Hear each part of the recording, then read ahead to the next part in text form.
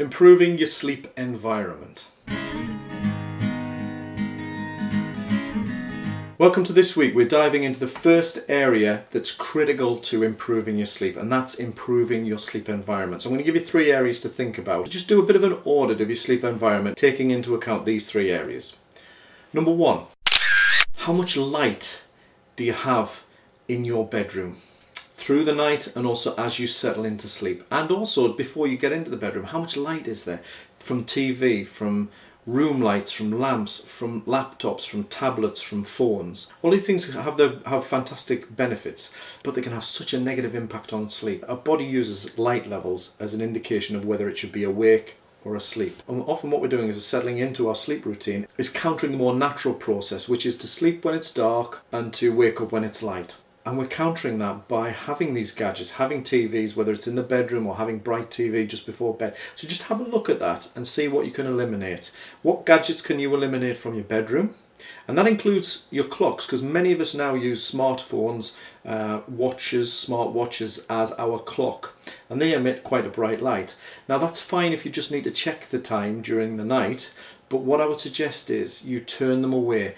Turn them away from yourself so that you're not having the light on you all of the time. And let's be right, even go to a good old-fashioned analog clock, if you can find one, and use that as your timekeeping device in the bedroom, because we need to reduce the light. And think about that an hour and a half or so out from bed. Think about how you can reduce the light levels there. Number 2, keep your room clutter-free. Clutter, lots of things can be interesting, engaging, but in the bedroom we need to be less stimulated, less interested. We need to start unwinding and slowing things down. So remove what clutter and create a simple, calming environment with fewer things to clutter it up and to distract you, and make what is in there very symbolic of rest, relaxation and sleep, whatever that is. So have a look at decluttering your bedroom. Decluttering the area where you sleep and removing as much as you can and create a restful, almost serene area for yourself. And the third one, I've talked about it when I talked about light, but I need to reiterate this. It's about saving the bedroom for sleep. Maybe other things, but sleep principally, and not for checking Facebook, checking emails, swiping up and down your phone. Leave your bedroom gadget free. Wherever possible, take them away, because it's not just the light, it's the stimulation that comes from engaging and interacting with these things that can be distracting and raising our arousal levels. And that's not what we need. We need to relax and calm down. We need to give our brain that soothing, distraction-free time.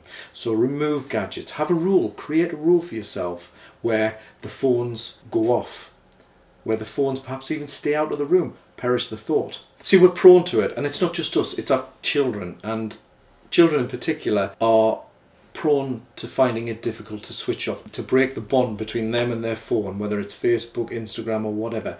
I remember walking into the bedroom of my kids when they were even as young as 12, 13, 14, and finding that their pillow was lit up underneath with this eerie light, only to find it's their phone, and they'd been checking Facebook at 1 o'clock in the morning, asleep, but then waking up because the phone flashed and woke them up. Now that might be quite extreme, but it is becoming more common, and it is so important that we create an environment where there is no phone, there is no gadget, there are no devices, because this is where I sleep. So I'll be talking in coming weeks about getting better at sleep. The first thing is to give yourself a fighting chance. Sleep is a fragile thing and can be distracted by light, by the clutter in the environment, and by the use of gadgets, which not just stimulate yourself because of the light, but stimulate your thinking, your anticipation and your stress levels because you're engaged in doing. And we need to stop doing when sleeping or when preparing and easing into sleep. So just think about those 3 things and think about what you can do this week to remove the distractions, to remove the clutter, to reduce the light and to reduce the gadgets in the bedroom environment. Why don't you make the Daily Sprout part of your Wellbeing 5 a day? Sign up at dailysprout.net and never miss another Daily Sprout again.